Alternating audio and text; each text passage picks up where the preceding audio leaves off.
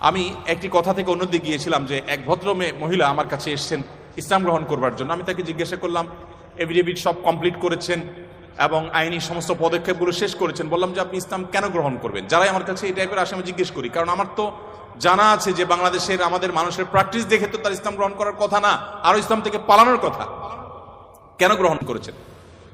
তো তিনি বললেন, ইসলাম সম্পর্কে আমি বই পড়েছি, এই বই আমাকে প্রভাবিত করেছে। আবার কোন কোন ব্যক্তিকে আমি দেখেছি, তাদের ব্যক্তিত্ব দেখে, নিশ্চয়ই সেরকম ব্যক্তিত্ব খুবই কম, দেখে আমি প্রভাবিত হয়েছি। গোটা পৃথিবীতে আপনারা বিশেষ করে পশ্চিমা দুনিয়ার খবর রাখবেন নিশ্চয়ই, সেখানে প্রতিদিন ইসলামে আসা মানুষের সংখ্যা বেড়ে চলেছে এবং পুরুষদের চাইতে মেয়েদের মধ্যে ইসলাম গ্রহণের সংখ্যা অনেক বেশি, প্রবণতা অনেক বেশি। কেন? যেখানে নারী অধিকার নিয়ে এত কথা বলা হয়, নারীদের অধিকার দেওয়ার জন্য এত আয়োজন নেওয়া হয়, এত উদ্যোগ নেওয়া হয়, সেই সমাজে কেন, সেই সমাজের নারীরা কেন ইসলামে আসছে এবং সেখানকার মুসলমানরা কেন ইসলামে আসছে, এই বিষয়টা নিয়ে আমি একটু স্টাডি করার চেষ্টা করলাম। আমার কাছে দুটি জিনিস পরিষ্কার হয়েছে। নাম্বার এক, তারা কোরআন পড়ে। যারাই ইসলামের পথে এসেছে তাদের বেশিরভাগ মানুষ কোরআন পড়ে ইসলামে এসেছে। এবং ওমর রাদিয়াল্লাহু তাআলার কথা আপনারা জানেন, গোটা পৃথিবীর ইতিহাসে প্রবাদ তুল্য শাসকদের একজন, ন্যায় বিচার প্রতিষ্ঠার ক্ষেত্রে দৃষ্টান্ত স্থাপন করা মানুষদের একজন, সে ওমর রাদিয়াল্লাহু তাআলা আনহু।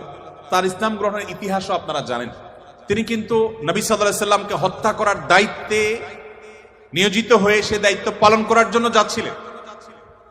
প্রতিমধ্যে তিনি তার বোন ভগ্নিপতির কণ্ঠের তেলাওয়াত শুনেছেন।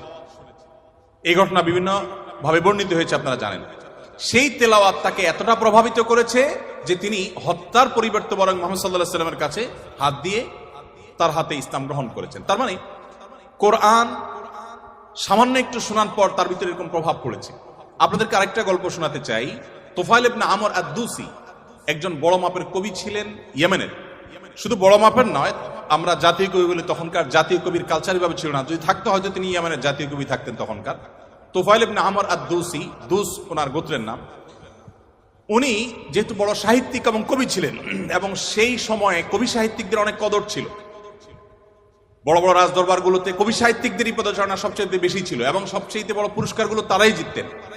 প্রশংসা করে রাজাদেরকে বিভিন্ন কবিতা, বিভিন্ন পংক্তি, বিভিন্ন লেখা এগুলো উপহার দিলেই পুরস্কার পেতেন। তো তোফাইল ইবনে আমর আদ-দুসি যেহেতু সাহিত্যিক ছিলেন, ভিআইপি ছিলেন, তিনি মক্কা উমরা করতে এসেছেন।